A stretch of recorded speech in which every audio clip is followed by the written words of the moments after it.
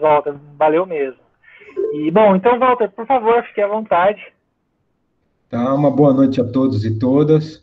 Primeiro, eu quero agradecer o convite da professora Maraísa. Muito obrigado, professora, por ter me convidado, e também ao professor Arlindo, né? Estou bastante feliz em estar aqui, bastante feliz mesmo, em estar aqui conversando com os alunos, porque de toda a minha trajetória, eu sempre pensei um dia chegar nesse lugar que, não nesse lugar hoje, na conversa, mas onde eu cheguei, que é poder conversar de forma interdisciplinar com alunos de várias áreas do conhecimento. Isso, para mim, era uma coisa que eu almejei lá há 30 anos e venho vindo nisso, e hoje a gente vê que a gente pode fazer isso com uma tranquilidade, né? As pessoas entendem o que a gente está querendo, os desafios que nós estamos propondo, né?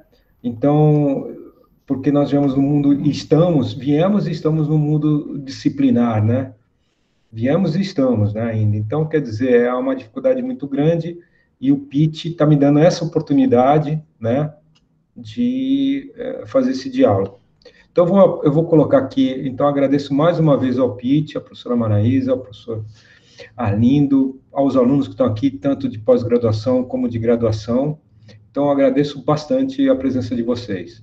Eu vou colocar a apresentação aqui e vocês vão me dizer se vocês estão vendo, tá?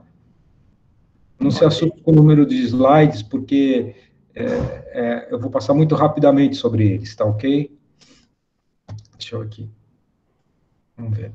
Ah, tá aqui.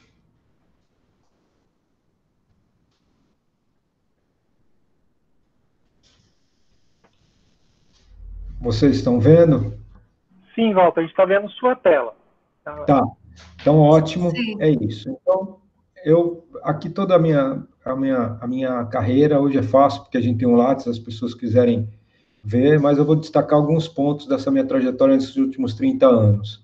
Tá ok? Eu fiz um pós-doutorado em Main Computer Simbioses na mecatrônica da USP, da onde estou lá no laboratório, continuo lá como integrante do laboratório DELAB na mecatrônica, no qual eu fiz 2 pós-docs lá, e um deles foi sobre esse Main Computer Simbiose, de onde derivou essa área de sistemas cognitivos artificiais. Então, são 7 anos de pesquisa só sobre esse objeto que eu vou falar para vocês hoje, tá ok? Eu também sou, além de ser docente do PIT, né, do Programa de Pós-Graduação, Mestrado Profissional, né, aí em São José, eu também sou, por enquanto, né, eles pediram que eu pedi meu desligamento, mas ainda estou lá, que é do Ciências Ambientais da Universidade Federal do Amapá, né, com pesquisas ligadas à tecnologia e à floresta amazônica, e também professor do pós-graduação em comunicação na Universidade Federal do Pará, tá ok? Passei por outros programas de pós-graduação da Faculdade Casper Libero, da Universidade Metodista, no passado que eu trabalhava em empresas privadas. Tá, isso aí a minha, a minha, a minha, meu breve currículo, e hoje eu sou atualmente diretor do Departamento de Comunicação Institucional da Universidade Federal de São Paulo, tá ok? Então, eu peço a vocês um pouquinho de carinho comigo, que eu estou um pouco cansado, porque realmente nesses últimos 3 meses de pandemia a gente tem trabalhado bastante, inclusive da universidade, a gente está também responsável pela comunicação do Hospital São Paulo e da campanha de doações, né? Então, quando começou essa pandemia, eu era responsável pela comunicação da Unifesp.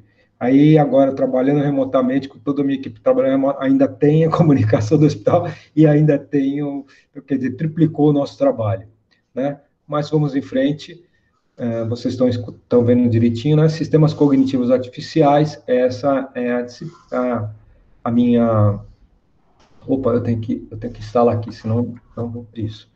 Os tópicos são breves conceitos sobre interdisciplinariedade, tá? Deixa eu fechar aqui, porque eu vejo se vocês caírem. Ah, deixa eu colocar aqui, porque se eu cair, eu vejo que eu caí, e vamos abrir aqui só um instantinho, nas perguntas. Só estou minimizando as telas aqui, Ah, Walter, só uma observação. Você prefere que as perguntas sejam no final ou o pessoal pode ficar à vontade para fazer perguntas durante? Pode ficar à vontade, querido. Pode Ah, ser. legal. Eu vou monitorar os dois campos aqui e a gente vai conversando, tá bom? Não Tá tem bom. problema. Eu gostaria, tanto que eu falei que eu gostaria de um bate-papo mais do que, né? Porque para mim seria melhor, né? Ok. Então, só para avisar para os alunos aí que eles fiquem à vontade para abrir o áudio e fazer as perguntas. Tá, Beleza. ótimo, tá ok? Porque eu já abri também o chat aqui, então eu vou olhando aqui, tá bom? Vamos lá. Então, nós vamos ter esse conceito de breves de interdisciplinaridade, vocês, alguns já conhecem, outros não, mas rapidamente, tá? Eu vou falar um pouco o que é simbiose homem-máquina, porque isso vai derivar para sistemas cognitivos. Vou falar o que é cognição, porque se a gente quer construir máquinas com viés cognitivo, a gente tem que saber o que é cognição, mas a gente vai discutir isso um pouquinho, né? E depois eu vou conversar com vocês sobre metacognição, que é um conceito muito mais avançado, né? Porque eu tenho discutido esse conceito em educação e aprendizagem, em tecnologias para isso. Então, é importante a gente dar uma olhada nesse conceito e, no final, sistemas cognitivos artificiais. Essa é uma aula de abstração, queridos. Eu quero que vocês entendam isso. Tá ok? Porque eu poderia aqui colocar um monte de filminho, eu poderia colocar aqui um monte de exemplozinho, um monte de quadrinhos falando, olha, esse sistema interliga com aquele, não é esse o lugar. Porque o lugar que a gente está é de pensar uma nova relação ser humano e máquina. Então, se a gente não pensar, não abstrair, a gente não consegue desenvolver sistemas para isso, né? Então, eu tenho mesmo uma pesquisa já aplicada, aplicada experimental nessa área, com robôs e sistemas cognitivos, mas não vou ficar aqui mostrando robô e isso para vocês, porque não é isso que eu quero. O que eu quero é introduzir vocês no tema. Eu quero que vocês comecem, quando vocês olharem alguma coisa, falar, acho que tem a ver com aquilo que o professor Walter falou, e concatenar ideias, conectar ideias. Para isso que nós estamos numa universidade. Nós não estamos na universidade para fazer protótipos apenas, ou para fazer patentes. Nós estamos numa universidade para pensar um mundo melhor, né? Com essa pandemia, todo mundo está percebendo que nós precisamos de um mundo melhor. Acho que as pessoas estão percebendo agora que nós precisamos de um mundo melhor. Então, a universidade, ela não é um lugar só de pesquisa aplicada para a empresa. É um lugar da gente pensar o mundo, pensar as aplicações tecnológicas para uma tecnologia social. Tá ok? Esse é o meu entendimento. A respeito dos outros, mas a minha vibe é essa, né? Então, vamos lá. Breves conceitos de interdisciplinariedade, né? O que a gente tem hoje, assim, a gente tem um problema seríssimo, né? Porque nós temos problemas complexos, uma complexidade tal, né, que a gente não consegue resolver porque a gente ainda está numa era, né, que ainda quer responder problemas complexos com respostas simples ou disciplinares, e não se responde problemas complexos com respostas disciplinares. Vamos aqui colocar a questão muito simples sobre a questão do meio ambiente. Eu fiquei 4 anos na floresta amazônica e, e teve lá um fenômeno que no Rio Amazonas, que é a pororoca, não sei se vocês conhecem. A pororoca, uns 4, 5 anos, ela parou de existir. Parou. Aí evidente que alguém vai dizer que é por um motivo tal. Por exemplo, aquecimento global. É esse motivo, um aquecimento global. Um lugar que não tem, inclusive, consenso científico. Mas tem teorias lá, hipóteses que variam até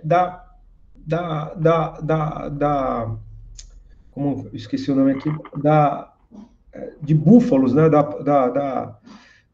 De criação de búfalos em riachos que abastecem o Rio Amazonas, em determinado, e esses búfalos, como eles andam muito, esses riachos eles vão assentando. E como são muitos, isso está causando uma série de, enfim, a série de variáveis, como também hidrelétricas a 1.000 quilômetros da Pororoca, que podem estar afetando. Então, há várias hipóteses para isso. Como que a gente vai resolver isso de modo disciplinar? Né? Não tem condições. Então, a gente está aqui, que há um limite da ciência disciplinar em resolver esses problemas complexos. E eles demandam tempo, demandam interligações, enfim, não é fácil. Né? Walter, a gente está vendo a sua tela um pouco diminuída. Ah, tá. Ah, é? Ah, tá. Desculpe. Acho que é aqui. Deixa eu ver. Desculpe, queridos. Agora tá Tá cheia. Tá ok, obrigado. Obrigado por me avisar, professor. Você vê tanta tela, né? Vamos lá. Então,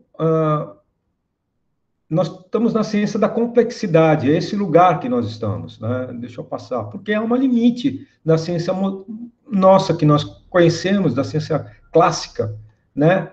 Que, dita clássica moderna, que buscava métodos para reduzir a complexidade, a partir do princípio da ordem e de fenômenos ideais, extrair leis perfeitas, uma previsibilidade perfeita.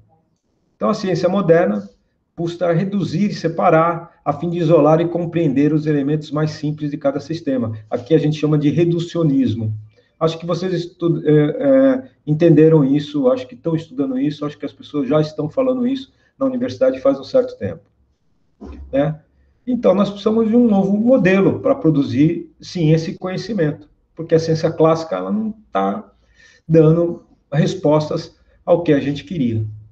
Então, tem um sistema, um modelo Janit, já tem a atualização desse sistema, viu, pessoal? Já tem a atualização. Que vai falar da interdisciplinaridade, multidisciplinaridade, pluridisciplinaridade, transdisciplinaridade. Não sei se vocês já viram esse modelo, mas esse modelo é muito importante porque as pessoas confundem esses 4 termos, tá? Eles confundem. Tá? Então, fala assim, o fulano é multidisciplinar, o fulano é interdisciplinar, o fulano é transdisciplinar. Na verdade, nós todos aprendemos numa caixinha, tudo bem? Então, nós somos seres disciplinares. A partir do momento que a gente se junta, e eu vou explicar isso para vocês direitinho na próxima parte da aula, a gente se forma equipe multidisciplinares. Por exemplo, eu trabalho com pessoas ligadas à neurociência, à psicobiologia, à ciência da computação, à engenharia, e quer dizer, linguística. Então, você começa a transitar com outras pessoas que também têm conhecimento disciplinar. Então, você forma uma equipe multidisciplinar. Tudo bem? Só que com essa convivência, você vai aprendendo conceitos de outras áreas, vai entendendo o que a outra área está querendo dizer, né? E aí você vai se tornando aquele corpo e você também um ser multidisciplinar. Qual é o problema? A grande questão desse ser multidisciplinar, que ele demora de cerca de 10 a 20 anos para ele estar começando a ser formado um ser multidisciplinar. Porque demanda tempo. Eu vou dar um exemplo clássico, eu que vim da comunicação. O primeiro choque que eu tive na engenharia foi que eu fui falar de comunicação, aí uma pessoa perguntou, um engenheiro perguntou, que comunicação você está falando? Telecomunicação? Então, não é telecomunicação, estou falando comunicação, semântica, não, telecomunicação. Então, há uma questão aí dos termos sendo utilizados nas disciplinas que tem diferentes conceitos dependendo da disciplina. E quando a gente passa para a transdisciplinariedade, é quando esse grupo multidisciplinar consegue, é o quadrinho lá embaixo, ele consegue desenvolver um conceito que abarca as áreas que eles estão lidando. Então, ele transcende, ele transcende. E provavelmente essa transdisciplinaridade vai criar uma disciplinariedade, por incrível que pareça. É um círculo. Vou dar um caso, a cosmologia. A cosmologia física clássica, né, não aceitava a cosmologia porque a cosmologia usava e usa elementos de outras ciências, inclusive a química. Então, ela, de certa maneira, se tornou transdisciplinar. E hoje ela abriu uma área do conhecimento humano. Tudo bem? Então, esse lugar, ele demanda muito tempo, né? Ele demanda muito tempo. Deixa eu abrir aqui para ver se alguém está comentando alguma coisa. Demanda muito tempo, né? Então, o que eu quis dizer nessa primeiro quarto de aula é o seguinte, de seminário, é o seguinte: onde eu vou entrar é um lugar de multidisciplinar para transdisciplinar. É esse o lugar onde eu estou. É esse o lugar que eu gosto de estar. Mas é um lugar inseguro, é um lugar de questionamento, é um lugar onde você, para executar projetos, você tem que ter uma força muito grande, porque, na verdade, se você não tiver força, você tem que ter dinheiro muito grande, muito, porque você vai lidar com várias áreas, com projetos que são grandes, né? Só que ele, como você não tem um histórico disciplinar na tua área para você validar certos processos, porque você está juntando várias áreas, você vai ter grandes problemas para validar os processos. Tudo bem? Mas isso é normal, isso é um desafio e é bacana também. Não é, eu gosto, não é um lugar que eu gosto. Deixa eu entrar aqui. Oi. Danilo, uma pergunta. Seria um formato transdisciplinaridade, um formato do Scrum, por exemplo, do Spotify, não sei se você conhece, são formatos de multi-compartilhamento de informação de várias equipes, hierarquia dinâmica, seria isso? Sim, mas o que eu entendo é o seguinte, eu vou ser bem simples, Danilo, obrigado pela pergunta. Vou ser bem simples nisso. Outro dia eu discuti muito isso com um grande amigo meu, do LCI, lá da elétrica da Poli, Laboratório de Sistemas Integrados. A gente há 15 anos se conhece, a gente participa, é um amigo eu tenho muitos amigos, assim, nesse sentido, que eu vou pedir uma ajuda. E eu falei assim, por que não existe um curso de ensina interdisciplinariedade? Assim, curso de interdisciplinariedade. Por que não existe? Por que não existe? Porque isso tem a ver com a intenção da pessoa em querer ser interdisciplinar. Entender que a área do outro, eu vou responder a tua pergunta. Entender que a área do outro é tão importante quanto a sua. Eu estou para ver gente que faz isso. Eu estou para ver. Eu conheço pessoas, mas são muito poucas, que quando você fala para ele o que você está fazendo, alguém pergunta, qual é o teu trabalho? Aí a pessoa assim, responde, ele presta atenção, ele assimila, ele pergunta. Né? Geralmente a gente fala nosso próprio trabalho, se não é da zona da pessoa que está estudando, ela já vai para outro assunto. Então, respondendo, não é o sistema que vai dizer se aquilo é interdisciplinar e multidisciplinar para partindo para a transdisciplinariedade, e sim as pessoas que estão lá dentro. Porque eu posso não ter o sistema, mas ter as pessoas. Então, essa é que é a grande jogada, é a intenção do ser humano. É a disposição dele. E para ele fazer isso, ele tem que abrir mão do ego dele, daquilo que ele tem.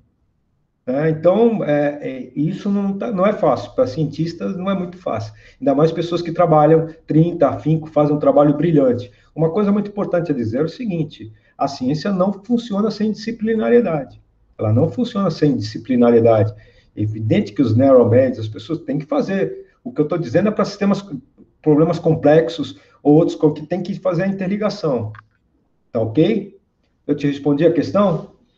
Sim, professor, excelente. Obrigado. Tá ok, então. Professor, mais uma pergunta, coisa rápida. Só para ver se o conceito está certo ou se eventualmente a gente vai tocar nesse assunto. Quando o pessoal fala, por exemplo, em modelos de ensino, como o Waldorf, ou o Piaget, que eles prezam a ensinar a criança a aprender independente da caixinha do conceito. A gente está falando de transdisciplinaridade? A gente está falando está falando de multidisciplinar, né? A pessoa vai entender isso, é isso que a gente está falando. Ali o conceito Waldorf o próprio conceito dele já passa a ser transdisciplinar. Você está entendendo ou não? Porque Sim. eles criaram um Sim. lugar, um método. Tudo Sim. bem? Então, tem falhas e tem acertos desse método. Tudo bem? Porque Ok. é assim mesmo. A condição humana é essa, pessoal. Não existe perfeição. Tá ok? Ainda mais na educação. A gente vai ver alguma coisa aqui. Então, foi bom a tua pergunta. Eu nunca tinha pensado no sistema como isso, mas é por aí sim. Excelente. Posso dar um segmento? Mais alguma pergunta nessa área? Vou passar para outra. Isso para a gente entender onde a gente está entrando. Tá bom, queridos. Deixa eu ver aqui. Então, nós vamos entrar em simbiose homem-máquina. Eu só posso entrar nesse tema se eu for uma pessoa multidisciplinar, ou tendendo a ser multidisciplinar, porque eu quero uma coisa transdisciplinar. Eu quero um elemento transdisciplinar. Eu quero uma nova área. Tá ok? Para isso, os textos bases, o texto base, todo base de tudo que eu vou falar aqui, é esse primeiro texto, tá? Man, Computer Symbiosis, desse pesquisador chamado Joseph Carr Robinette Licklider. Tudo bem? Vocês, quem é da ciência da computação? Muita gente aqui é da ciência da computação, da engenharia? A maioria? Sim. Olha, deve ter uns 40%. Alguém já ouviu falar dele? Não, eu não ouvi. Não. Ninguém? Só estou me certificando, porque eu sei que não ouviram. Tudo bem? Tá?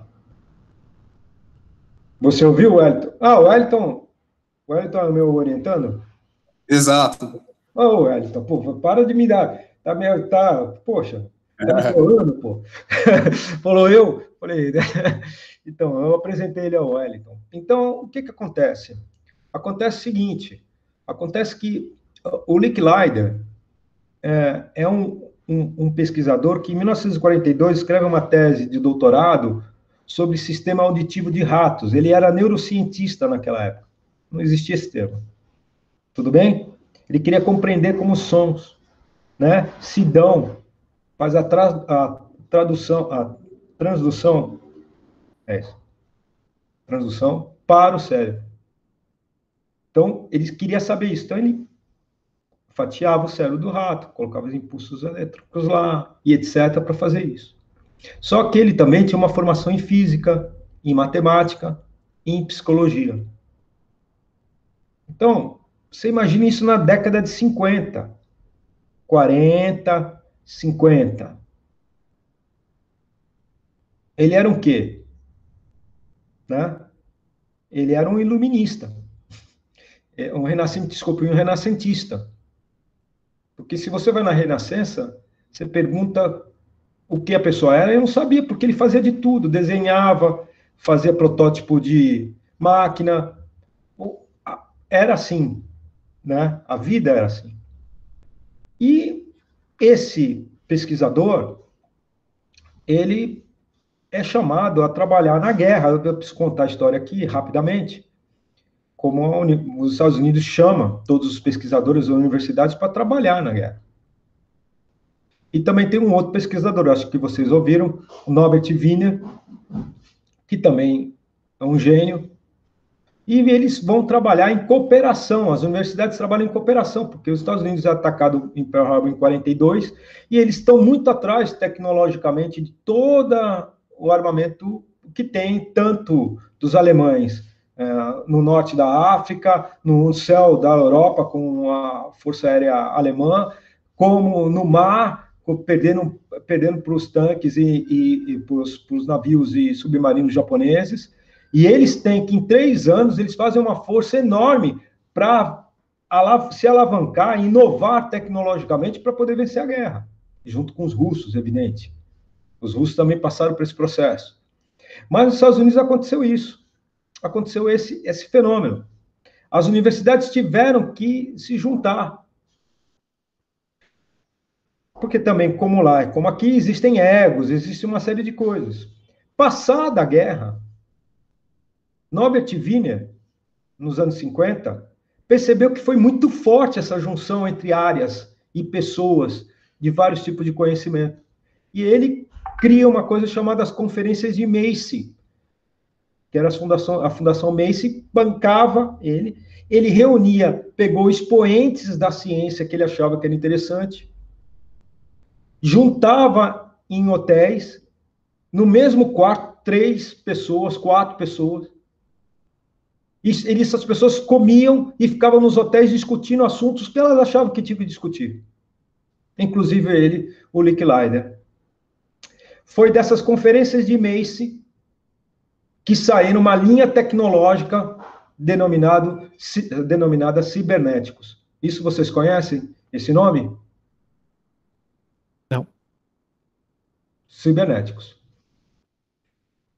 Tudo que vocês estão vivenciando hoje, de tecnologia, e eu vou explicar para vocês, vem dessa linha de pensamento, dessa abstração. O Norbert Wiener e todas essas pessoas, durante alguns anos, foram se reunindo e eles foram delineando um caminho para as máquinas computacionais. Como as máquinas deveriam ser. O que elas deveriam fazer. E o Licklider se junta a eles, mas num momento ele rompe com eles. E esse rompimento leva o Licklider ao ostracismo.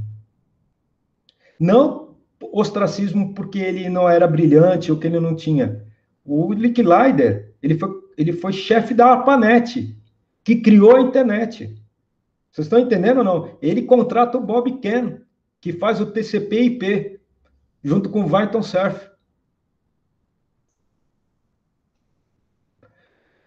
O Licklider, na ARPANET, starta um projeto chamado Calo, que é, 1960, que é o precursor da Siri, do Cortana, da Alexia. Mas por que ele vai acontecer isso com ele? Eu vou aqui mostrar para vocês. Já falei isso aqui para vocês, né? Sobre essa questão da interação homem-máquina, isso eu vou deixar para vocês. Então, o que os cibernéticos criam? Que é a tecnologia mecanicamente estendida do homem. Tecnologia servindo ao propósito do homem. Tecnologia subordinada às intenções humanas. Essa visão tem permitido que as máquinas computacionais ajudem o ser humano na tomada de decisão, né, e execução de tarefas.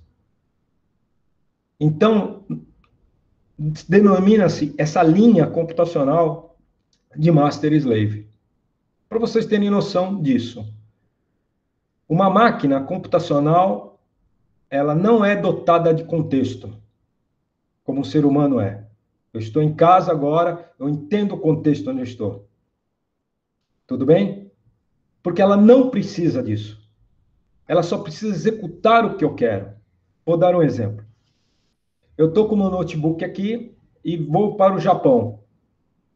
Chegando no Japão, eu ligo o meu notebook. Ele vai funcionar do mesmo jeito que funciona aqui no Brasil? Vai funcionar do mesmo jeito. Ele vai abrir os mesmos programas? Ele vai abrir o mesmo... Ele sabe aonde ele está? Não, ele não sabe aonde ele está. Por quê? Porque ele executa o quê? Tarefas pré-programadas. Ele executa. E continuará executando nesse modelo na plataforma John von Neumann, né? Vai continuar executando. Só essa linha proporcionou um desenvolvimento humano, tecnológico incrível, incrível, incrível, sem precedentes. Eu vivi o tempo, minha existência, o tempo lá dos TKs, né? TK 85, e vi toda essa evolução vindo das redes pré-web, né? BBS, Bulletin Board Systems, né? Eu vi esse desenvolvimento monstruoso nos últimos 40, 35 anos.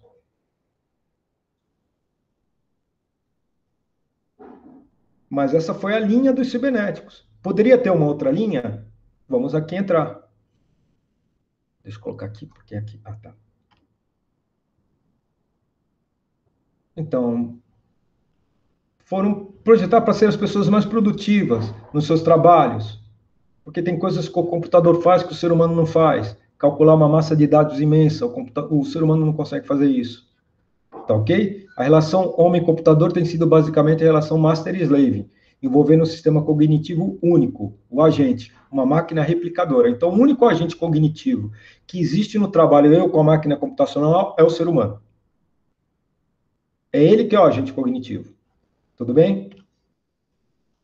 Aqui eu falo para vocês, já falei das conferências de e-mails, e essa linha tem prevalecido nos últimos 70 anos. Tá? Mas a pergunta é, podemos nos relacionar com a máquina de outra maneira?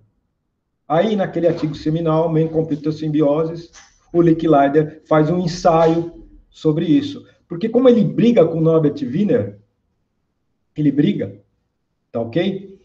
Ele começa a desenvolver a sua própria abstração sobre que as máquinas computacionais poderiam ser. Tudo bem? E aí ele fala, os homens e computadores cooperam na tomada de decisão. Cooperam.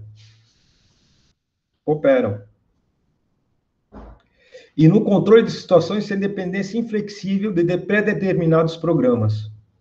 Assim, o foco tecnológico não era fornecer recursos tecnológicos soluções para máquinas, mas para máquinas tornarem-se efetivamente complementares aos desejos humanos.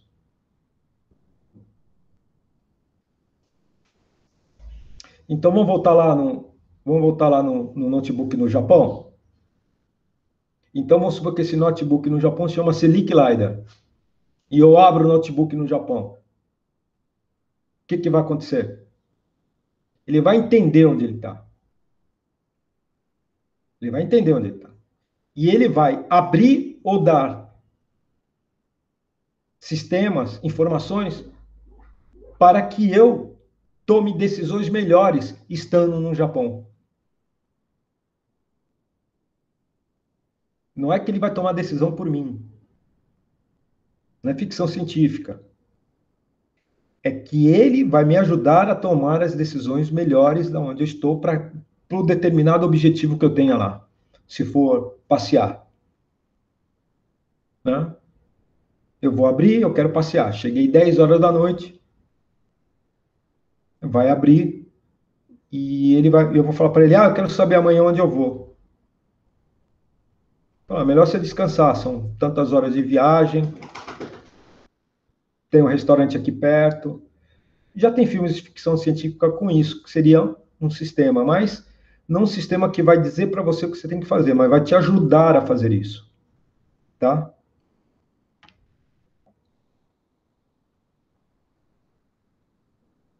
Por que ele pensa isso, simbiose? Porque ele vai lidar com a máquina como sendo uma outra entidade cognitiva. Você é uma entidade cognitiva, mas a máquina também será uma entidade cognitiva.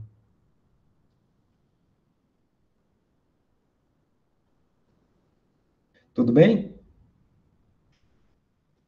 Então, nós vamos trabalhar juntos para uma solução de tarefas. Então, lá em 1960, tem outros artigos dele, ele também já falava que máquinas processam dados, mastigam dados, grande quantidade de dados, coisas que um homem não pode fazer. Mas também a máquina não tem um processo heurístico de solução de problemas, como nós temos. Então, juntando essas duas características, que é uma delas, tem várias outras, nós temos um potencial para resolver problemas complexos. Tudo bem? O Man Computer Symbiosis inspirou os conceitos de computação cognitiva. E aqui eu vou dizer como pessoa que tem estudado isso, pesquisador que tem estudado isso há muitos anos, o Licklider ele trabalhou no MIT, ele foi contemporâneo e também brigou com o Marvin Minsky, né? Brigava por causa de alunos e uma loucura, tá ok? Vocês devem conhecer Marvin Minsky, tá ok? O único cara no MIT que está vivo, acho que ele faleceu agora, não sei, mas que enquanto vivo, ele tinha uma sala com a placa dele, ele vivia dentro da sala. Colocaram para ele uma placa, né? E se eu matei o Marvin Minsky, me desculpe, tá ok? Mas o Nick Leider trabalhou na IBM. Ele trabalhou na IBM durante muitos anos. E ele saiu de lá porque ele não se considerava um IBMer, né? Ele não se considerava um cara da IBM. E a IBM, não sei se vocês sabem, ela não dá crédito às pessoas. Muitas coisas que você vê na IBM, você não sabe quem fez. A IBM tem essa característica.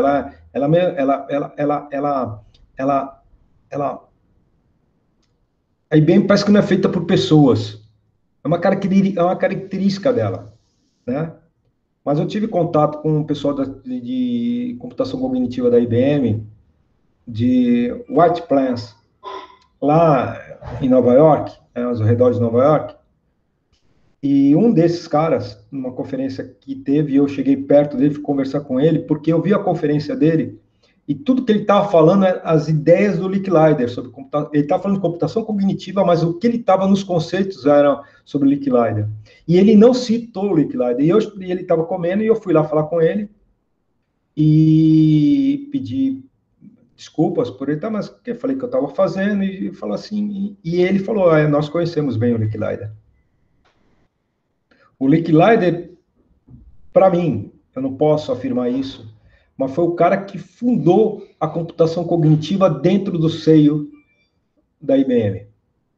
Por isso que a IBM, ela muda, né? Ela muda do Deep Blue, né, para o Watson. Ela muda o Master Slave, que era o Força Bruta, que era o computador que ganhava do Kasparov, que era o computador que processava milhões e milhões e milhões e milhões e milhões e milhões e milhões de dados, e muda para um sistema que tenta ser cognitivo. E isso é muito importante para a história da IBM, e ela muda esse drive justamente nessa outra linha de abstração que não é Master Slave. Então, não sei se eu estou indo rápido ou devagar. Não, tenho mais. Tá.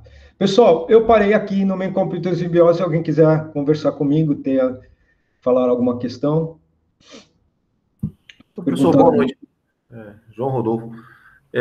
No caso, pelo que eu estou vendo, o computador tomando decisão autônoma seria uma terceira linha, né? Uma outra linha que sairia completamente.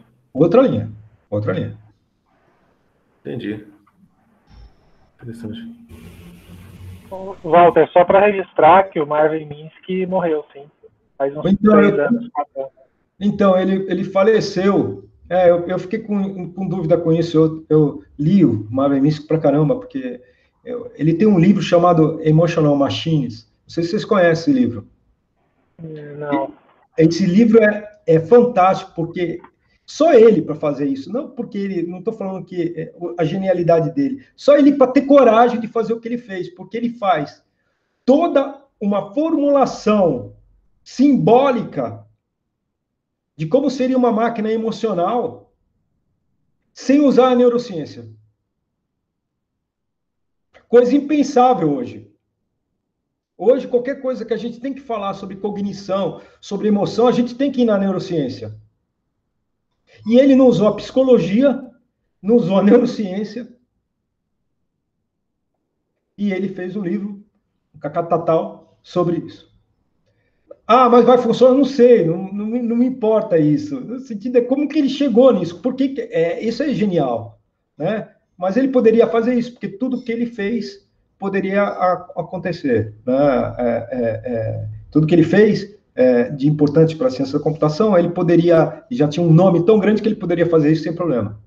Mas eu aconselho, quem quiser um dia ler um livro tipo nas férias, só para falar assim, o que é abstração computacional? O que é abstração computacional?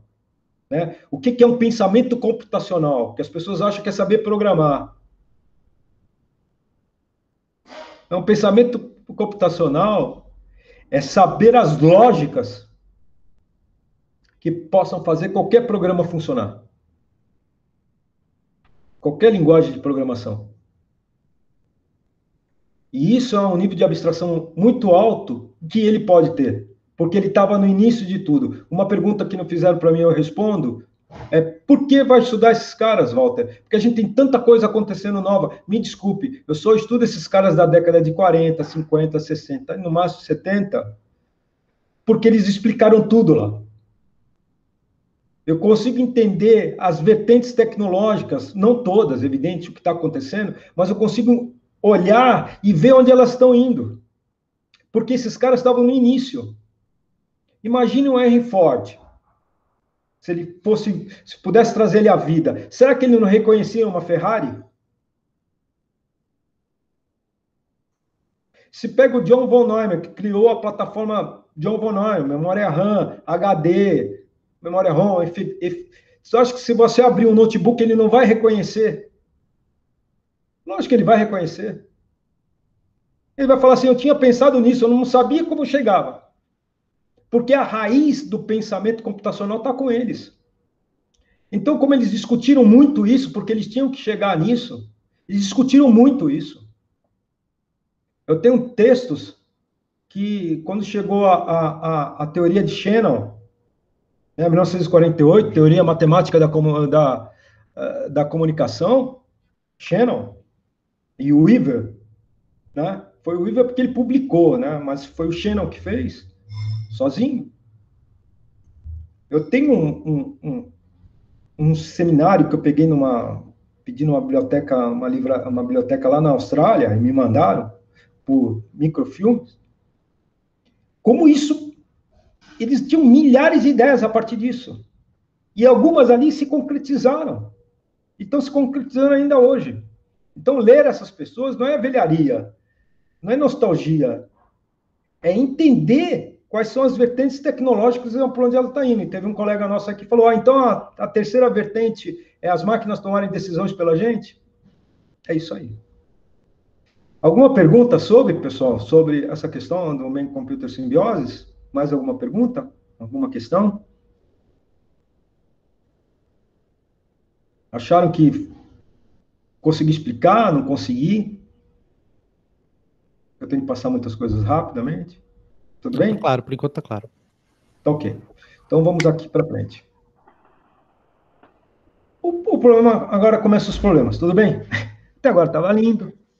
Tá, eu quero ter uma máquina cognitiva, eu quero me relacionar com ela em forma de parceria, ela vai me ajudar a tomar decisões conforme eu ajo, ela também ela absorve o que eu estou fazendo no banco dela, nas questões dela, então ela vai ser uma parceira minha em tudo que eu estou fazendo. Tá. Mas o que é cognição? Então, qual o problema que a gente tem numa área multidisciplinar? É que existem muitas palavras buzzword, muitos termos containers. Então, a gente já assume cognição. O que vocês acham que é cognição? Alguém pode me dizer aqui uma palavra, um sinônimo, por favor? Conhecimento. Conhecimento. Raciocínio. Raciocínio. Lógica. Lógica. O que mais? Sentidos. Sentidos. Então, cada um... Olha, vocês veem. Aqui numa classe, eu estou pedindo para que vocês falem um, e cada um tem um diferente. Porque a gente, graças a Deus, nós somos assim, queridos. Graças a Deus, nós somos assim. Entendeu? Uma palavra tem vários significados para diversas pessoas. Por isso que por isso que as máquinas, um dia que elas forem dotadas de senso comum, as pessoas muito criticam o senso comum, né? Mas um dia que as máquinas forem dotadas de senso comum, melhor a gente pegar essa SpaceX e sair daqui, porque o negócio vai ficar violento aqui. Entendeu? Porque é isso que nos diferencia de tudo. É que nós temos essa capacidade enorme do senso comum. Ah, mas isso é uma coisa ruim? Não, ela é ótima. Ela nos conecta. Apesar da gente ter um entendimento diferente do que é cognição, nós estamos falando de cognição.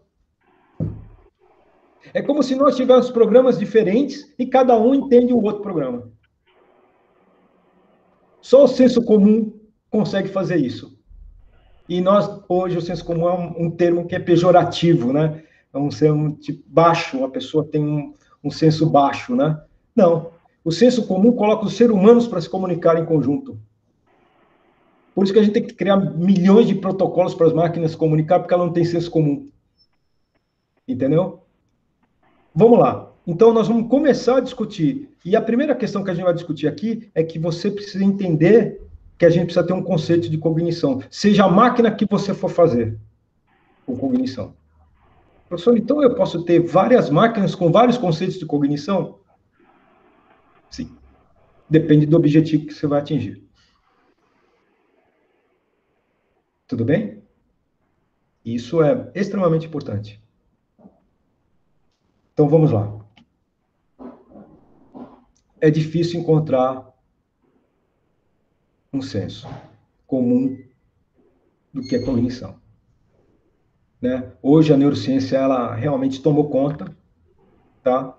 Mas você vai encontrar na psicologia, psicobiologia, você vai encontrar conceitos de cognição muito fortes. É onde eu estou pegando os conceitos mais balizados. Tudo bem? E na filosofia da mente. Tudo bem? É nesses 3 lugares que eu pego. Por que são 3 lugares diferentes? Porque a filosofia da mente lida com a mente. Mas existem os materialistas, que não acreditam que a mente existe. Tudo bem? Que são os fisicalistas, neurociência, por exemplo, que acha que todo o processo cognitivo passa somente pelo cérebro, pela questão física do cérebro. Ou do sistema, a gente fala cérebro, mas é do encéfalo, tá ok? O termo certo, tá ok? Tá? Porque tem os sistemas periféricos,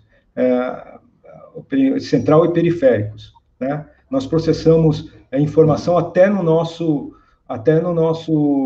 intestino. Não sei se vocês sabem disso.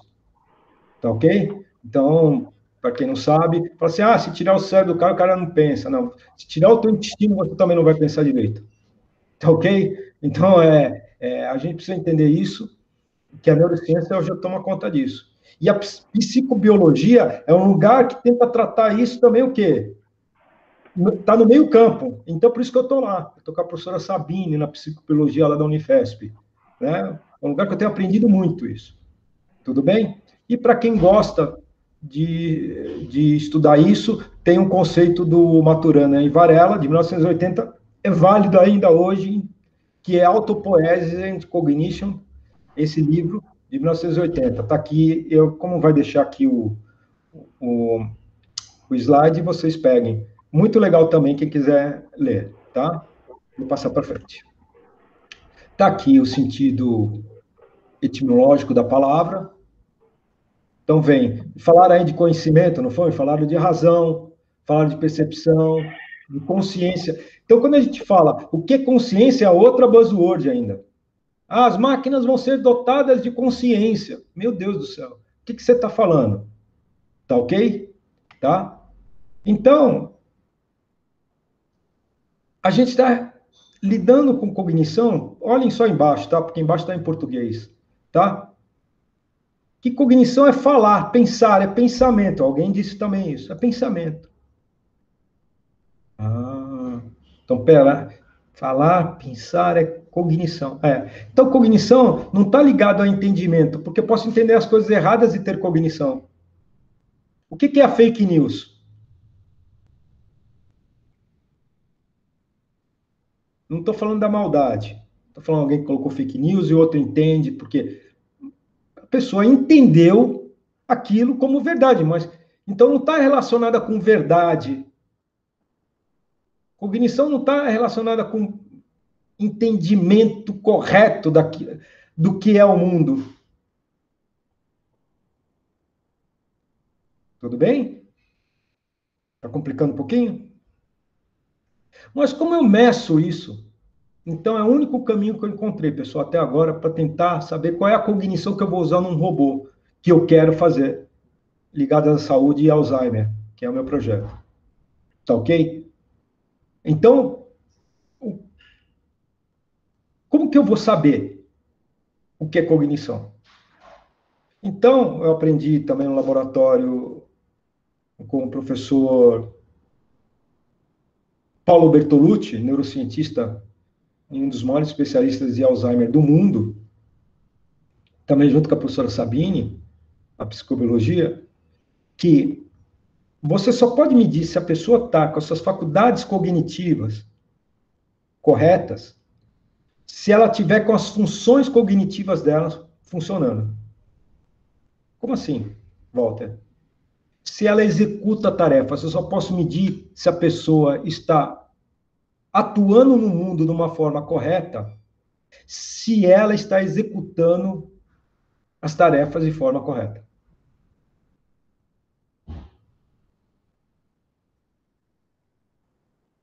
Vamos supor, pessoas com Alzheimer. Eu estudo Alzheimer, Parkinson, Lewy, porque nessas dificuldades do cérebro que a gente descobre como ele funciona. Tudo bem? É nessa que a gente não pode abrir a cabeça das pessoas. Né? Então, veja bem, a pessoa entra no ambulatório, uma pessoa de idade, 60 e poucos anos, e ela apresenta uma série de problemas. Por exemplo, deixa o fogão ligado. Como eu sei se ela é uma pessoa distraída ou é uma pessoa que está começando a ter alguns problemas cerebrais, em questão do Alzheimer ou qualquer outra doença de demência? Eu medi na frequência, medindo como ela faz isso, que circunstâncias ela está nisso. Eu não posso ter outra maneira de saber se ela está com as funções cognitivas dela plena ou ela está começando a ter uma redução dessas funções. Vocês entenderam esse primeiro ponto que eu estou querendo dizer?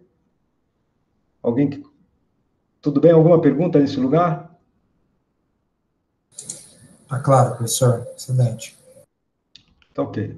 Se não tiver, por favor. Tá? Então, evidente que essas funções cognitivas estão relacionadas com muito que vocês falaram, com percepção, com ação, com emoção, com motivação, com linguagem, aprendizado e memória. Tá ligado nessa? Então, a cognição, através das funções cognitivas, é um conjunto de domínios. Tudo bem, queridos? Então, eu acho que da partir dessa aula, vocês nunca mais vão ter que ela é um simples sinônimo de alguma coisa, porque não é. E como que eu doto uma máquina de percepção? Como eu doto uma máquina com emoção? Como eu doto uma máquina que aprende? Mas aprendendo, sabendo que está aprendendo. Porque vocês sabem quando vocês estão aprendendo. A gente vai ver isso daqui para frente, tá? Então, a cognição tem a ver com ações planejadas, que eu consigo fazer. Você veja bem nas fake news. Vamos voltar aqui, que é um tema que está em voga. Não é verdade? O que acontece com uma pessoa que tem um espectro político X e ele consome informações sobre aquele espectro político X, né? E ele se sente bem com as pessoas que discutem aquele espectro político X. E um dia essas pessoas decidem na internet irem para a rua porque eles querem mostrar, querem se reunir com as pessoas que estão com... E encontram do outro lado pessoas que têm o espectro político Y. O que acontece com ela? Um contato com a realidade. Dura.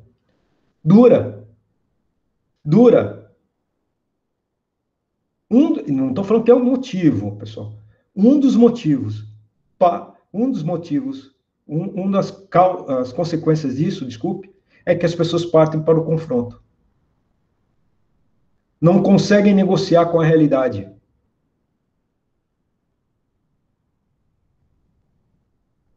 Eu vivo isso a cada segundo da minha vida. Não do espectro político, mas das pancadas que eu tomo da realidade. Eu vivi muito isso lá na floresta amazônica. Muito. A natureza não é brincadeira. Compreender a natureza não é brincadeira. Como ela age, por que ela age. Então, eu negociar com a natureza não é fácil. Né? É muito bom ter o shopping center, porque não é fácil. Então, são ações coordenadas. Se eu conseguir fazer essas ações coordenadas, eu tiver uma inserção na realidade, que eu negocie com a realidade, entendendo a realidade, e eu consigo, dentro dessa realidade, me movimentar de modo ótimo, né? Não perfeito, mas ótimo, otimizado, eu estou com as minhas funções cognitivas boas, plenas. Então, minha atenção, minha memória, minha percepção estão boas. Isso não quer dizer que eu não vou tomar tombo, isso não quer dizer que eu não vou tomar susto, mas eu estou com as minhas funções cognitivas boas. Dada a complexidade das funções cognitivas, certo cientista tende a crer que tudo isso requer uma operação do cérebro como um todo. Tudo bem. Então, uma síntese. Tudo bem? Então, ela se preocupa com percepção, ação planejada, emoção, motivação, linguagem, aprendizado e memória. Tá ok? Vocês acham, uma pergunta, que outros animais têm cognição? A partir desse conceito que eu dei para vocês? Sim. Sim, tem. Então, existem vários níveis, sim, dependendo das funções cognitivas que ele exerce. Se você pegar uma ave, vamos pegar o corvo, que consegue produzir um pequeno galinho. Uma ferramenta. É uma ferramenta. Perto das outras aves, ele tem uma função cognitiva diferente. E ele executa. Mas um pardal não faz isso. Mas não são pássaros? São. Mas eu consigo medir a cognição pela função cognitiva. Eu não consigo medir por outra coisa. Por isso que vocês não ouviram, e vocês vão ouvir duas palavras agora aqui que eu vou dizer, são 1 hora de conversa. Vocês não ouviram falar de inteligência artificial. O termo vocês não ouviram.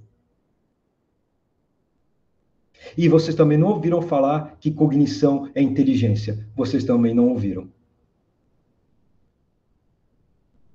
Então, faço a pergunta para vocês.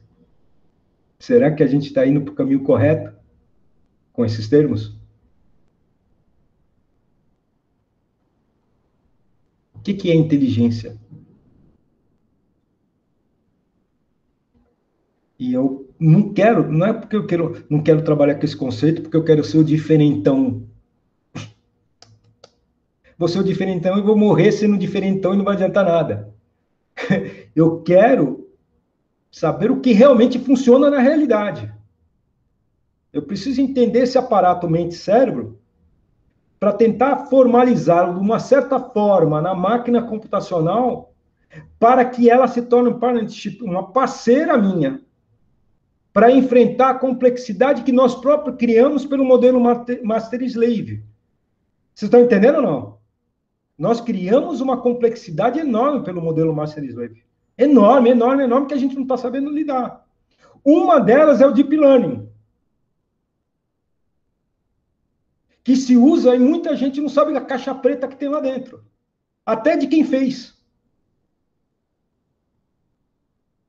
Não é do usuário. O cara colocou a rede neural para trabalhar lá e não sabe como ela está funcionando. Mas sabe que a saída dela é boa.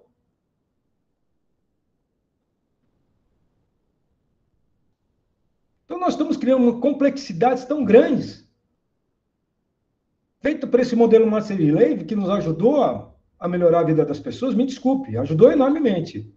A gente está falando de respirador. Tudo bem? Como essa tecnologia de respirador não funcionar se a gente não está salvando vidas? E não venha falar para mim que esse vírus é um vírus tecnológico, ele não é. Ele podia ter surgido no século XVII, no século XVIII. Surgiu agora e a gente consegue salvar vidas. Não estou criticando o modelo Master Slave nesse sentido. Eu só estou falando que a complexidade da caixa de Pandora que ele abriu é tão grande que a gente precisa ter uma outra abordagem para poder resolver os mesmos problemas que eles criaram. Isso é uma tarefa enorme, eu acho. Isso me motiva. Eu, com 50 e poucos anos, me motiva. Porque tudo que falam para mim quando eu vou em encontros de tecnologia, tá tudo assim, a gente tem que usar a tecnologia do fulano, a gente tem que usar o método do ciclano, a gente tem que... Porque está tudo já pronto, a gente só tem que fazer incrementos. Eu não acredito nisso. Eu acredito que a gente pode dar saltos tecnológicos, mas depende da visão que a gente está vendo. Tá ok? Vou passar aqui para frente. Vou falar de metacognição. E aí que está a questão. Porque eu vou falar para vocês rapidamente sobre isso. E deixa eu passar aqui, porque é pensar sobre pensar. Uma máquina vai ser sua parceira quando ela te fizer pensar.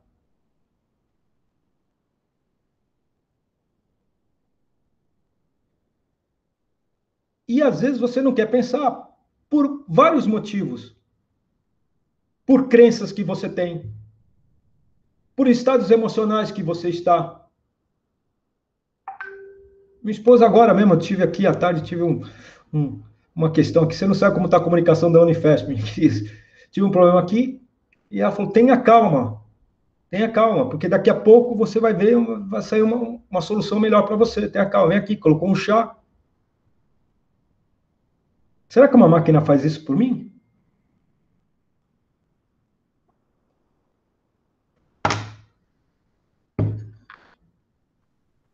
Então, metacognição nas funções cognitivas que eu falei da cognição, é fazer que nenhuma dessas funções ela me faça pensar. E ela me fazendo pensar e me dando os dados corretos e estruturados, eu podendo acrescentar dados a ela ou percepções, e ela conseguir ler contexto, vai me fazer ser um outro tipo de máquina. Um outro tipo de máquina. Vou passar aqui. Vai ficar aqui para vocês, tem que ter as bases, tá? Então, queridos, cognição é um fluxo, né? Então, a gente precisa, de certa maneira, entender que o todo da gente é um processo cognitivo. Até o nosso corpo é. Não só pelo sistema sensorial que nós temos. Nós percebemos o nosso corpo.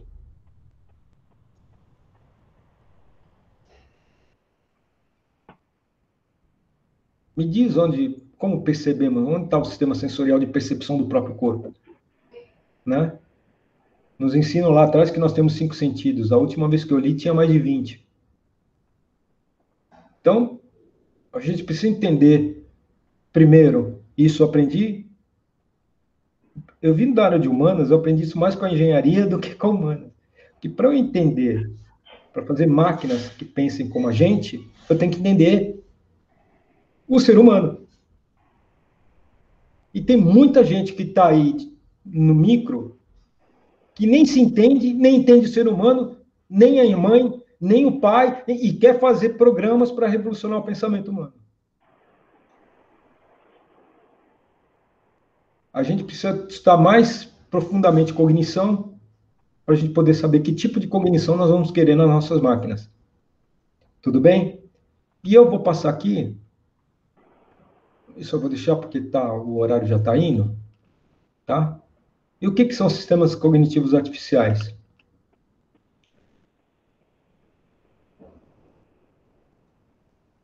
Aquilo que eu falei, o sistema cognitivo começou a ser usado para descrever sistemas nos quais uma máquina computacional é dotada de um modelo cognitivo embasado em fenômenos mentais humanos, que fornece a base para a interação entre máquinas e seus usuários.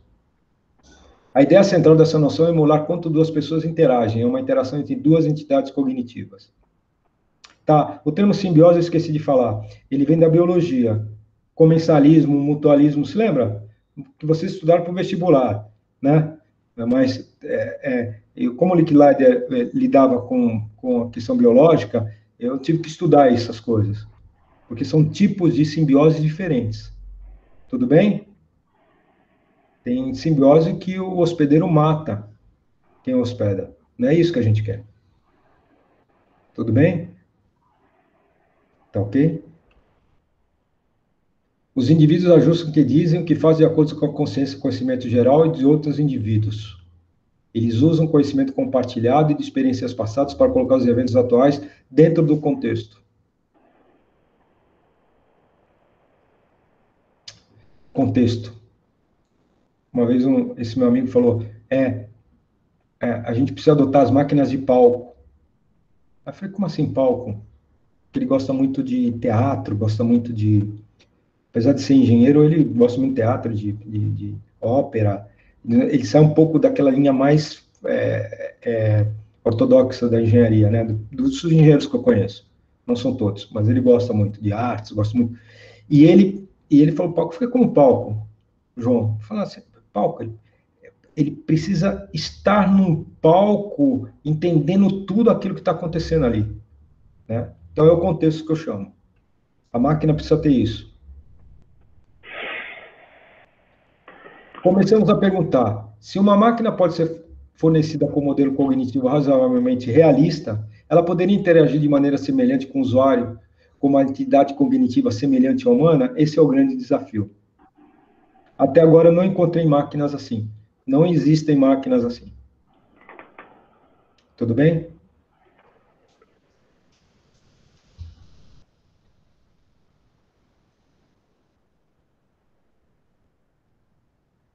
Então, o sistema cognitivo constitui um conjunto de propriedades baseadas no sistema cognitivo humano, pois é com que ele temos mais experiência. Como nós relacionamos e interagimos individualmente e em sociedade. Nessa estrutura, afirma-se que os humanos representam o sistema cognitivo protótipo. Além disso, afirma-se que o objetivo de criar um sistema cognitivo baseado em máquina é imitar propriedades de cognição humana que permitem que as pessoas se envolvam e interagem efetivamente com os sistemas cognitivos artificiais de forma de parceria. Isso eu já tinha falado para vocês. Há várias definições, né? Desculpe. Pode-se afirmar que a partir das interações com o mundo que os seres humanos são sistemas cognitivos imperfeitos, como a gente tem memória falível. A idade vai chegando. Para todos nós, para mim está chegando, tem um cheio de bilhetinho aqui, e vai chegando. Nós possuímos crenças, e não são poucas, viu? E não são poucas. A crença, cultura, são drives humanos que nos ajudam muito, mas não faz enxergar certas coisas. Tudo bem? Você ter uma crença, ela te ajuda a ter menos ruído com a realidade. Tudo bem? Você se sente confortável que você vai encontrar dentro do seu sistema de crença elementos que vão te dar conforto perante uma realidade que não é fácil. A realidade não é fácil. E vou falar uma coisa que você nunca foi. Né? E outra, né, falei das crenças, e outra questão foi da cultura. O sistema humano criou cultura, o Homo sapiens criou cultura, porque a cultura, ela nos poupa energia. Se você tem um sistema de crença e de cultura bem consolidado, e você vive numa comunidade que comunga em comum aquilo, você não precisa energia. Não é que você não precisa de energia, desculpe, pessoal, volta, fala direito. Você não precisa negociar. Vou dar um exemplo. Você vive numa pequena comunidade no qual todas as mulheres usam saias. Nossa, século XIX. Um dia, início do século XX, uma mulher dessa decide usar uma calça ali, uma calça. Ela vai contra aquela cultura, então aquilo vai gerar um desgaste, brigas, falta de entendimento. Então, quando você tem um conjunto de crenças, um conjunto cultural, você o quê? Você reserva energia. é a segunda lei da termodinâmica. Pronto, final. É para isso que nós estamos aqui. Tá ok? Lutando contra a entropia, poupando energia. Tá? E nós temos um comportamento supersticioso, desculpe. Mas isso quer dizer, apesar de tudo isso, aquilo que eu falei do senso comum, a gente interage muito bem, né? Então, o que é um sistema cognitivo? Para finalizar a aula, o sistema cognitivo refere-se a uma variedade de produtos de software que utilizam modelos computacionais plausíveis de processos cognitivos como base para interação simétricas na relação homem-computacional de forma simbiótica. Então, veja bem, o Master Slave é isso. Aqui na minha mão, pessoal. Olha aqui. Aqui é o homem, aqui é o computador. Eu mando, ele faz. Eu mando, ele faz. Relação assimétrica, simbiótica. O computador, eu falo, ele fala. Eu falo, ele fala. Ele realiza, eu realizo. Ele apaga a luz, eu acendo a luz. É esse patamar. A intenção é reproduzir mecanismos cognitivos responsáveis pela eficácia da interação humano-humano. Então, o que é eficaz na minha interação humano-humano? Para que a interação homem-máquina computacional se torne mais como uma interação entre um ser humano e um ser humano entidade cognitiva. Em suma, um sistema cognitivo consiste em software que ajuda uma máquina a interagir com as pessoas da maneira como as pessoas interagem uma com as outras. Esse final, ele é muito simples, ele é tranquilo, mas para chegar nisso aqui, é muito trabalho. É muito trabalho. É muita pesquisa, é muito trabalho. Né? É isso, pessoal. Aqui é um recado. Quem quiser conversar comigo, mandar um e-mail, fazer críticas, sugestões, pedir alguma referência, quiser ser meu aluno, eu provavelmente vou dar essa disciplina no próximo semestre no PIT. Tá ok? Eu tenho que conversar com o professor Luiz, né? Aí lá a gente vai ter tempo de esmiuçar tudo isso com mais clareza, dar, exemplificar, ver para onde estão andando as linhas. Eu estou à disposição, então, aí para as perguntas, professor Arlindo, estou à disposição. Muito legal, Walter. Queria comentar muito, antes de abrir para as perguntas, como a complexidade está aumentando, né? Bom, mas vamos para as perguntas dos alunos. Caros alunos, por favor, fiquem à vontade.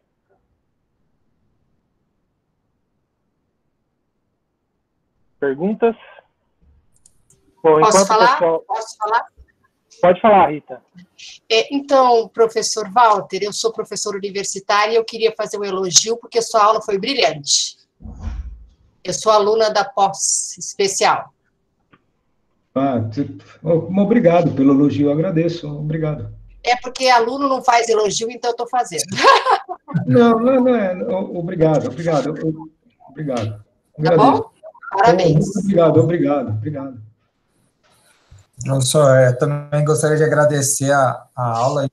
Foi muito diferente do que a gente imagina com o tema.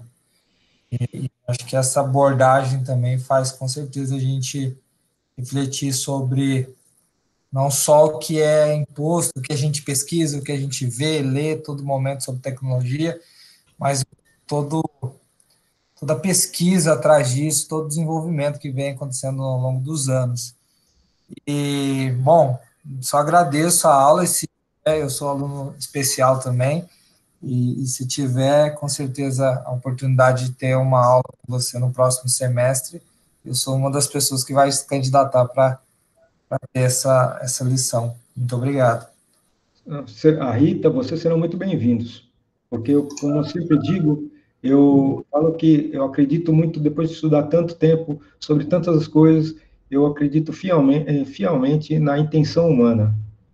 Quando a pessoa parte para, é aí que está o grande segredo de tudo que a gente faz na ciência. Quando a pessoa quer alguma coisa, né? Então, se você falou que quer assistir a aula, será muito bem-vindo. Ô, professor, com licença aí. Obrigado aí pela apresentação hoje. Foi bem significante aí para a gente. Eu acho que trouxe conceitos aí que são bem abstratos, mas que, em sua complexidade, fez a gente refletir bastante aqui. Pelo menos eu me sensibilizei com os conceitos que o senhor passou. Obrigado. Eu fiquei eu fiquei questionando aqui sobre o Licklider, né? Na época em que ele foi vanguardista aí na concepção de pensamento, aí, quebrando o conceito que se tinha previamente. E eu entendi que ele não estava no momento tecnológico propício para que os sistemas cognitivos se pivotem e mudem as características dele, certo? Certo. Então, eu queria entender qual foi o grande diferencial tecnológico para que esses sistemas para que a gente começasse a ter algo como Watson, como coisas desse tipo, e qual que é o futuro? O que a gente vê aí explorar cada vez mais essas soluções, ou a pesquisa em sistemas cognitivos artificiais trazem para a gente algo distinto disso? Tem uma nova geração. Em que geração que a gente vai viver no futuro sobre sistemas cognitivos artificiais? Primeiro eu peço muito perdão a vocês que eu condensei muitos conceitos em 1h15. Muitos. Vocês nem imaginam quanto. Às vezes me entristece eu dar aqui 1h15 disso, porque é verdade, porque eu me sinto que eu estou faltando com a verdade.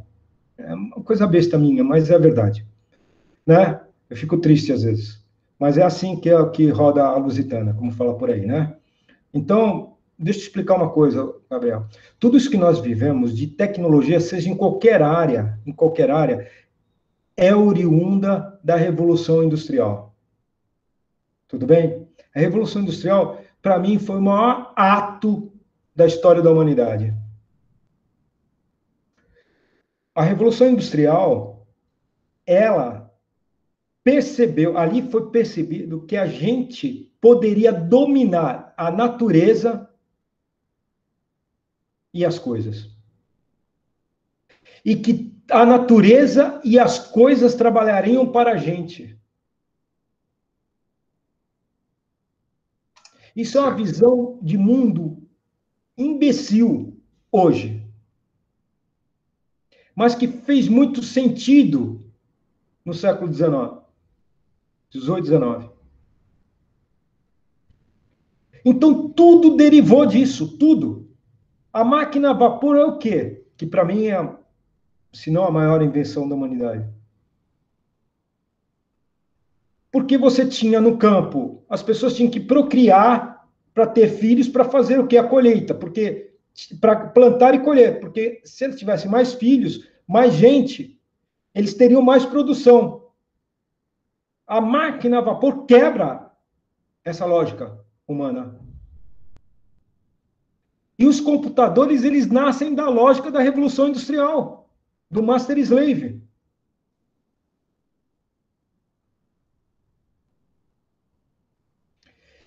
Nós temos, e eu acho que o mundo está quebrando com isso, não sei se vocês estão entendendo, a pandemia está trazendo muito desses elementos que a gente está conversando aqui. Será que a gente precisa ser assim, do jeito que a gente é? Será que a gente precisa estar no mundo dos objetos, que os objetos estão dominando a gente? Porque no momento, nós dominávamos os objetos. Hoje eles dominam a gente. Como assim? Lógico, as pessoas ficam enfeitiçadas por um tênis Nike, por um iPhone.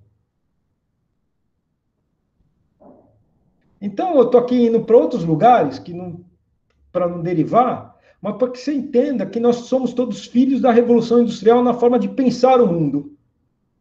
E continuamos sendo até hoje. Se você quer uma apresentação lúdica que foi a Revolução Industrial, você pega a abertura das Olimpíadas de Londres. Vai lá no YouTube, abertura. Vê toda a abertura. O que os ingleses fazem? Eles dizem para a gente, vocês são o mundo, mas vocês são o mundo desse jeito por causa da gente.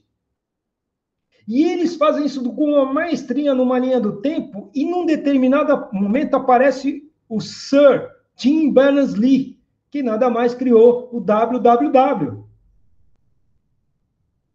E aparece o Tim Berners-Lee lá no meio da Olimpíada, ninguém entendendo, porque ninguém nem sabe quem ele é direito. E ele está ali porque os ingleses falaram, nós fizemos o mundo ser do jeito que é, inclusive a China, que é um sistema político completamente diferente. Então, a gente não está falando de sistema político, econômico, a gente está falando de um modo de ver o mundo, o modo de fazer o mundo.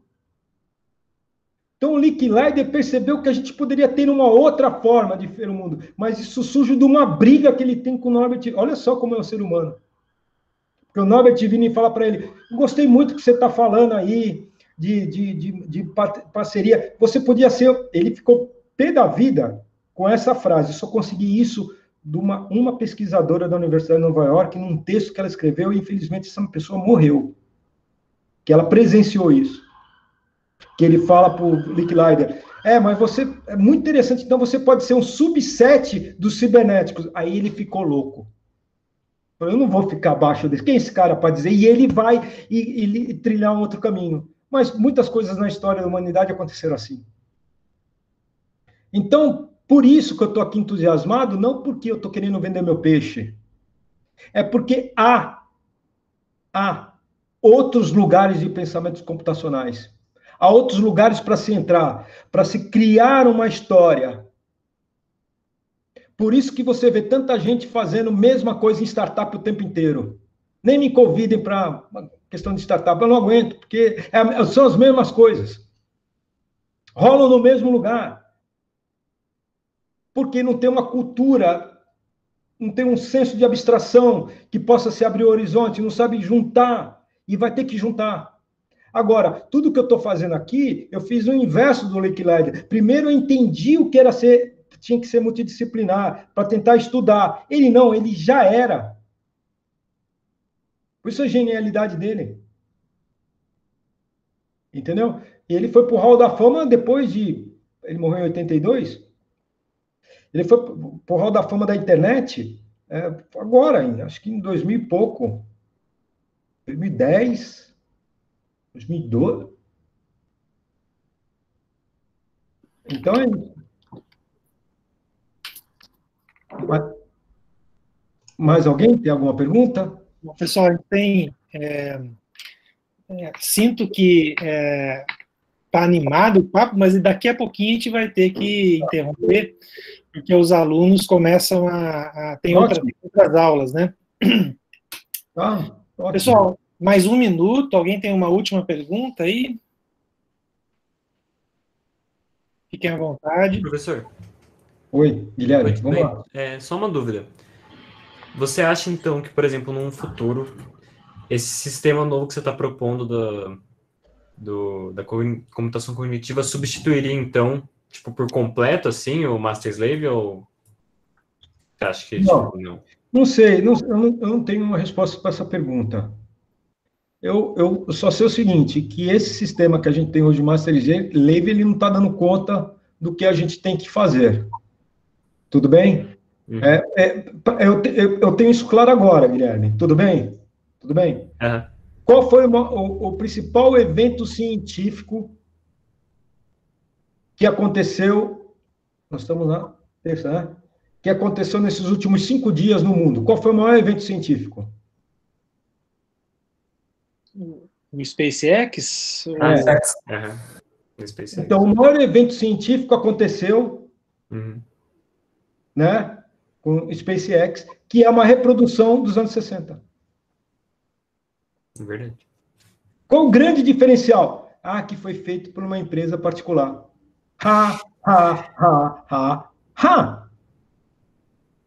Lógico, foi feito com menos custo, com menos vida, né, com tecnologia, mas é a mesma coisa. Então, você vê prêmio Nobel, assim, prêmio Nobel de Física. O cara que estudou em 1980, tal, mas nós estamos em 2020. O que está acontecendo é que essas empresas, e agora vou terminar aqui, assim, eu estou usando o Google, estou usando Microsoft, Logitech, estou usando tudo que eu tenho, eu uso tudo. Tá ok? Eu uso o Ubuntu. Poderia estar na linha do Ubuntu, ficar no Ubuntu a vida inteira. Tudo bem? Não tem problema nenhum. Adoro software livre, amo, uso. Tá ok? Uso tudo. Mas nós somos refém dessas empresas de tecnologia no modelo Master Slave, que nos utiliza nos utiliza a nossa capacidade intelectual para poder girar os negócios dele, inclusive de dados. Então, se eu recomendo aos meus alunos, é que eles não tenham adoração por nenhuma dessas empresas. Que as utilizem, mas não tenham adoração. E tentam criar seus próprios caminhos.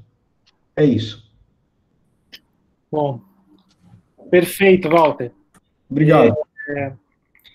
Bom, a gente, infelizmente, nós vamos ter de encerrar. Lembro que a gente gravou, né? Vou disponibilizar esse vídeo para os alunos, depois eu também te mando o link, Walter. Tá bom, eu agradeço, professor. Se eu tiro as besteiras ou não, por favor.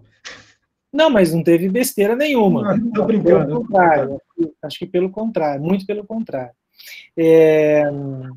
E fica aí, então, também, né, o convite para que os alunos entrem em contato com o professor Walter. Assim, a nossa razão de ser desses seminários é aproximar um pouco as pessoas. Bom, Walter, por fim, queria fazer um grande obrigado, muito, muito obrigado. Foi bem divertida a sua apresentação, bem interessante, bem instigadora. Eu acho que é isso que vale a pena. Bom, então, muito obrigado. Maraísa, você tem algum ponto? A professora está indo aí? Sim, eu fico caladinha aqui. Eu não via tanta gente, professora, me desculpe, professora, muito obrigado pelo convite, espero ter atendido a expectativa do seminário, viu, professora? Muito obrigado. Não, obrigada eu pela participação, foi muito bom. Eu fico ouvindo e aprendendo aqui também algumas áreas, eu não sou da computação, então tem que aprender um pouco também. Nós estamos todos aprendendo, professora, muito obrigado pela chamada. Obrigado, professor Arlindo, pela condução, pelo carinho, por tudo. Muito obrado, professor. Obrigada eu. Então, pessoal, boa noite. Vamos encerrar por aqui. Fica o obrigado para o professor Walter e o convite para que pensem um pouco mais e quem quiser, entre em contato. Valeu, pessoal. Tchau. Uma boa semana a todos. Tchau. Obrigado. Boa noite, gente. Tchau, até boa mais. Noite, pessoal. Tchau. Muito obrigada, Walter.